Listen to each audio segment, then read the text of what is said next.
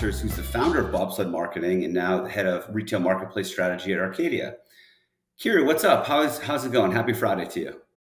Hi, Alan. Yeah, good to be here. Thanks for having me. Yeah, well, let's start out. Tell us a little bit about yourself, and I'm really interested to learn about the idea and concept behind you starting Bobsled originally. Yeah, so my career was previously in banking, and I worked as a commercial banker in New York for JP Morgan Chase most recently. And as I was working this banking job, I also had a little e-commerce business on the side, selling craft supplies, and eventually started uploaded those products to Amazon and sort of played around in that sandbox for a little while, realizing that some of my clients at the bank who were, legitimate manufacturers, I knew more about Amazon than they did, and they were really struggling. And so I found myself giving them advice, about Amazon while I was working with them on loan documents and things like that. So I decided to hang out a shingle as an Amazon consultant in 2015. It was early days in some regards. It was the first year that Amazon ran Prime Day, and over the last 7 years have grown from a solo consultant to having a small agency. Eventually grew that agency to 60 people, and in February this year sold that agency Bobsled to a digital marketing agency called Acadia, which is more of a full service marketing agency, PPC, SEO, organic social, analytics, and web development. And now I'm the head of retail marketplace strategy at Acadia. Excellent, and congratulations on the sale. That's an interesting scenario to have a full service agency like that. What we're seeing is obviously there's a 500 plus Amazon approved agencies globally, and many of them, or most of them, actually are kind of Amazon specific. So I definitely see the future trending towards what you've done with your agency, which is a full service capability. So I know you recently published a retail media marketplace allocation study, and I'd love to chat with you about that. So, tell us a little bit about the study, what prompted you to do the study, and what are some of the insights we can glean from it? Yeah, so we were starting to hear from a lot of our clients and brands that we speak to, um, a real confusion around how do we allocate media spend across not just Amazon, but these other retail media networks that are in play already, like Walmart and Instacart, um, and category specific channels like Etsy or Wayfair. And we're in a period where lots of retailers are launching retail media networks. Ulta just launched one. Albertsons launched one recently. We're hearing noises about Sephora launching a retail media network. And so the challenges that brands have had for a while now around figuring out how much to allocate to each channel are only going to get more complex as these retail media networks get stood up. So we looked at a colleague of mine, Matteo Bizon, who is a PPC manager at Acadia. We started to look at how are brands currently doing this? How are brands currently allocating their spend? Is that working? And if not, and our thesis was that it wasn't, what is a good model for doing that? Something that is future proof. And so what we found was there's two main methods that brands are using to allocate their spend right now. One is by retailer, and sort of like a proportional percentage of spend going to each retailer based on their historical sales. So if Amazon represents 20% of your company's annual revenue, then Amazon will get 20% of your total advertising budget.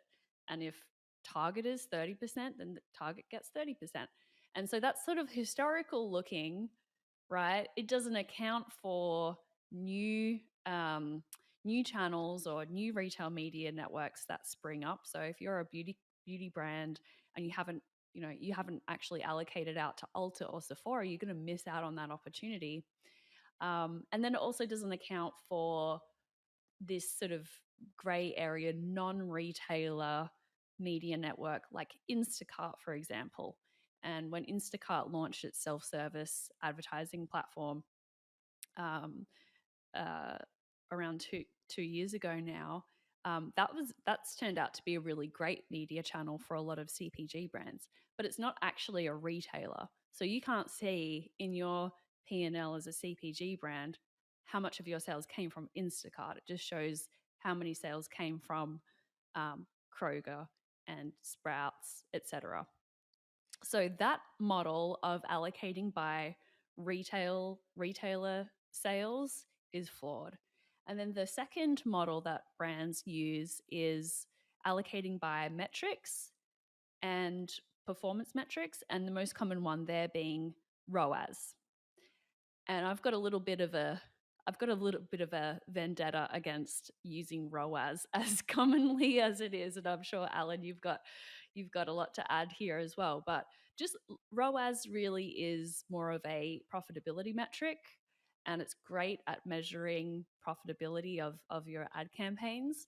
What it's not suitable for is as a metric for growth, anything growth oriented. So growing market share, growing new to brand orders, things like that. But we just find that because ROAS, which is return on ad spend, um, ROAS is easy to calculate, it's easy to compare, and it's a metric that a lot of executives understand. And so it just ends up becoming this default metric. And a lot of brands end up just sort of uh, deploying their ad spend to the channels which have the highest ROAS. And that is unfortunately not going to help you achieve any kind of growth outcome if you're just chasing the highest ROAS all the time. So that's how brands currently do it. They're not super happy about it. Um, on I did do a poll of some brands. It was a fairly small sample. It was about 30 or so brands, but only 20 something, 21% of those brands are actually happy with how they're actually allocating their media spend.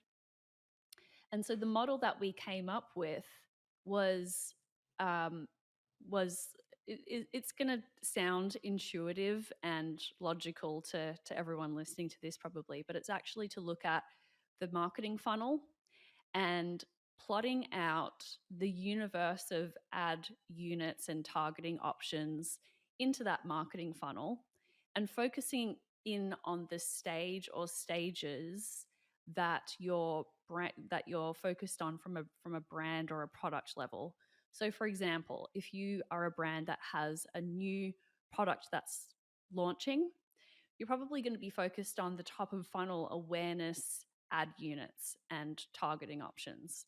And so if you kind of if you are a CPG brand, your universe of options might include Amazon, Walmart, Kroger. And so you just look at those ad options that are in that awareness stage. You don't bother with sponsored product ads. You don't bother with those lower funnel tactics. You're just looking at what is top of funnel across all of the ad networks that we're currently using and strip away all of the complexity from those lower funnel tactics. So that's the broad concept, and it seems to have really sort of hit a note with a lot of brands.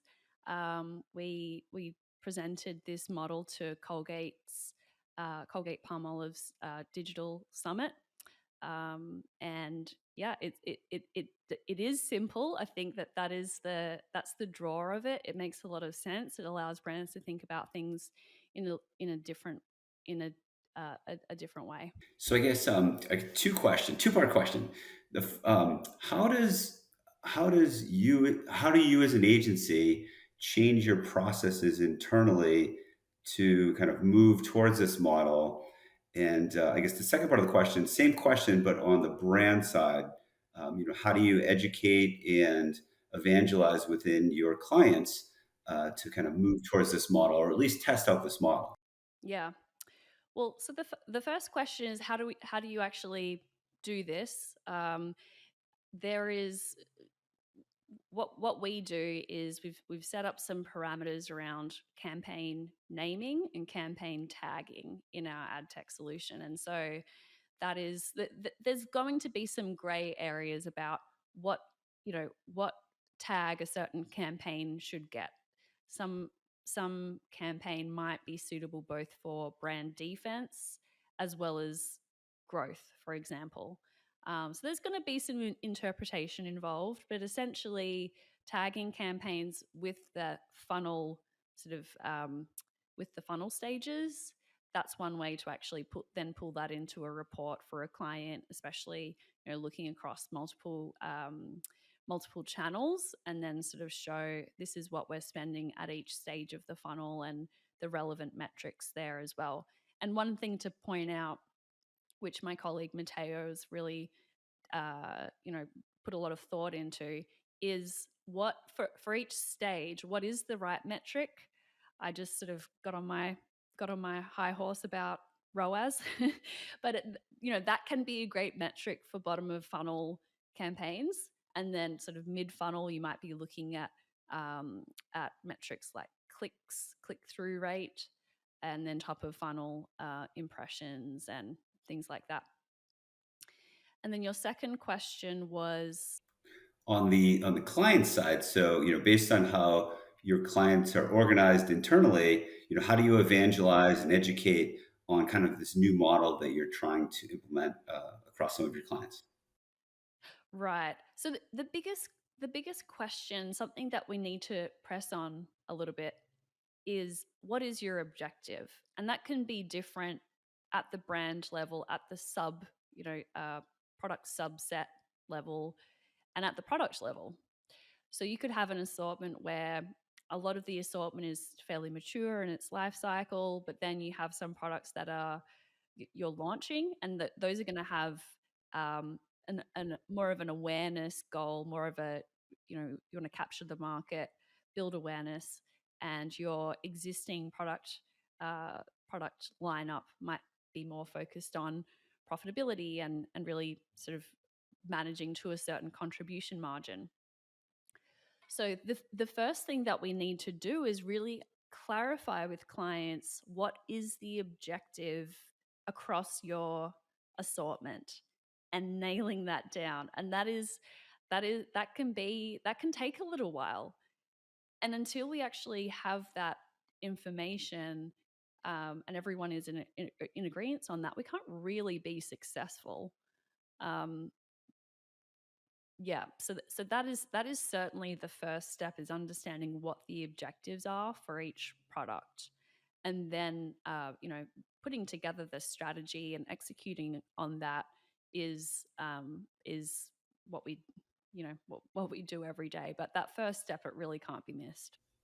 So, from a kind of a reporting or an output standpoint, which kind of attaches to the goals of the campaigns, are you trying to move towards reporting and communicating to your clients, kind of at this, across marketplaces, at each funnel stage, metrics or results you see within your campaigns, or is it? And is the client more interested in kind of ASINs or SKU sets for campaigns, or are they looking at things at the ASIN level, or how do they analyze results across their product sets? Yeah, it's going to depend on the brand. We've got some clients with fairly narrow assortments. It might be a beauty brand that has, an assortment of 20 SKUs, and then they're certainly going to want to look at the SKU level. And then for some brands with, particularly CPG, a lot of SKUs, they're more interested in a product subset level. Um, so it's going to depend, again, like how do they and again, I would come back to what is the objective, and which products have different objectives here. Of course, we can also build in target profit margins for each product if we need to, if that's the focus.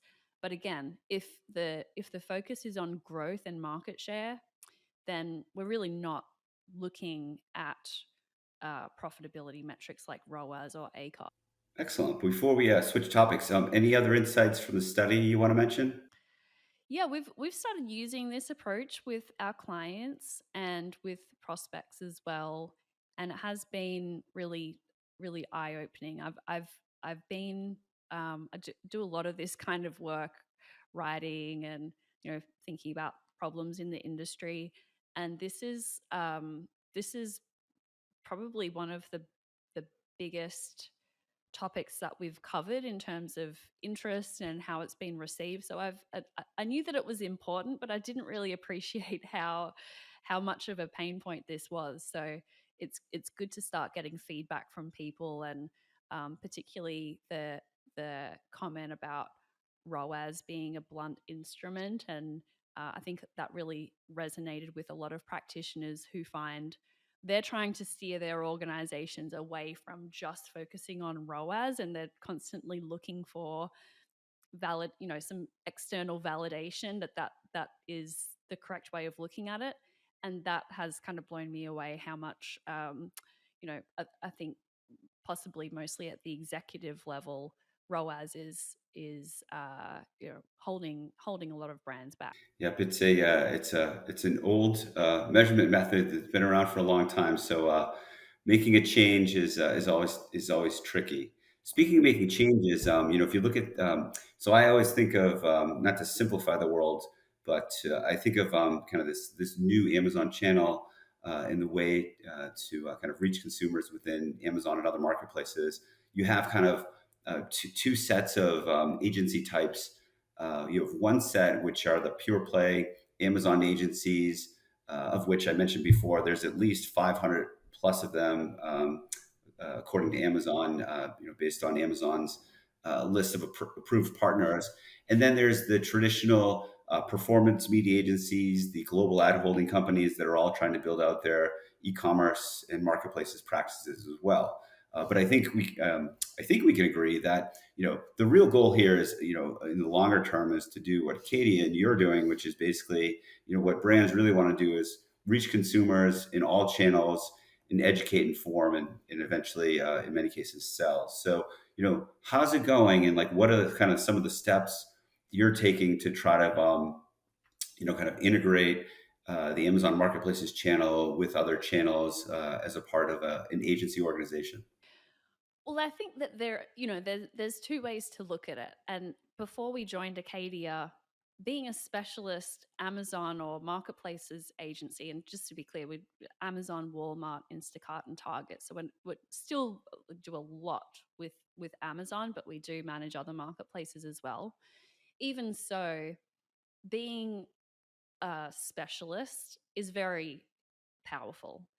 And I think there's a long list of pros and cons about working with specialists versus working with a full service agency. The trap that a lot of full service agencies get into is offering a solution that they're not fully um, proficient in, and disappointing clients. And we have certainly seen our share of clients come to us because they worked with a generalist agency that didn't really know what they were doing with Amazon, and were really underwhelmed by the results. In contrast, the benefit of being part of a generalist agency, or end to end really, is that a lot of clients are overwhelmed with how many vendors they have to work with, and that they also want to consolidate just the number of agencies that they need to check in with and manage. So when you've got a relationship that you really trust, it's really nice to be able to say, okay, let's look at TikTok now. And we're seeing amazing results from brands in not just, I mean, beauty is a big one, but outside of beauty as well. Just amazing results from brands who stand up a TikTok strategy, whether that's with influencers or with the brand themselves. And so it's really nice to now have that capability with Acadia, for example, where we have a really strong social team, um, and other capabilities as well. So there is, when if you're a brand thinking about this, there are pros and cons for sure, about working with specialists versus a one stop solution. But ultimately, we found that it was for every client that we had who really wanted to work with a specialist, there were more who wanted to have more full service features that we weren't able to. Yep, absolutely understand that. It's, in the last 10, 15 years in the digital ecosystem or digital media ecosystem, emerging platforms like Amazon and the other marketplaces typically do start out with specialists and eventually there's a kind of, as you nicely put it, kind of an array of choices for brands who want to go the generalist versus specialist route. So it's interesting to watch the marketplace evolve. So, oh, go ahead. Yeah, and maybe like saying generalist is probably undermining it a little bit, because within our team now at Acadia, we're all marketplace specialists. We don't really do we don't personally manage TikTok for clients. So it's like specialists within a larger context, just to clarify that. And I think that that's the direction that we're going to be going in, is yeah, certainly specialists managing each stage for a client, but it's one statement of work instead of working with five different agencies. And I bet the trick that always the next trick that always comes up is using a restaurant analogy. You need to have really strong waiters who can show the menu of all the great array of choices that you can bring together to have a great meal. So it's hard to find those generalist account strategists who know enough about how to bring together the array of choices. So um, interesting. How about as you're obviously this is the research you've just conducted. It seems as though you're kind of taking that research and moving it forward in an application within your agency. What are other kind of topics are you wrestling with right now within the agency as this marketplace continues to evolve?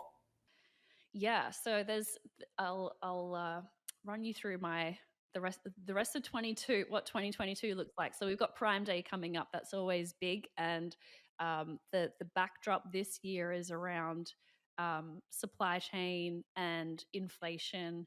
And this is what's happened for the last couple of years, is there's been pretty interesting and dynamic market trends shaping what Prime Day looks like, or the Cyber Five. I have to give credit to Russ Derringer from Stratably for this quote, but it was 2021 was about getting product onto the shelves. 2022 is about getting product off the shelves. And so that is a really interesting context that we're looking at. And it seems to be quite category specific as well. Who's overstocked? Who who is trying to desperately get a hold of someone at TJ Maxx to buy their inventory? That's the challenge that we're dealing with around Prime Day this year. And then the other topics that I'm going to be covering off this year from a research standpoint, we're working with our analytics partner, Analytic Index, to do some research around uh, promotions on Amazon, and sort of like the shopper marketing promotion landscape, things like coupons and Prime exclusive discounts and things like that, and looking at what is the effect of the running those promotions on your performance metrics, like sales rank or share of voice, things like that. So we'll be looking at where do you get the most bang for your buck in terms of those shopper marketing activities on Amazon. Excellent. Well, I could keep asking you questions. Your wealth of information. Maybe I'll just end it with, first, thank you for joining us today, and we're really happy to have had you on Intentwise's Expert Connect, and maybe where the study we had talked about earlier. What's the best place for someone to get a copy of that study?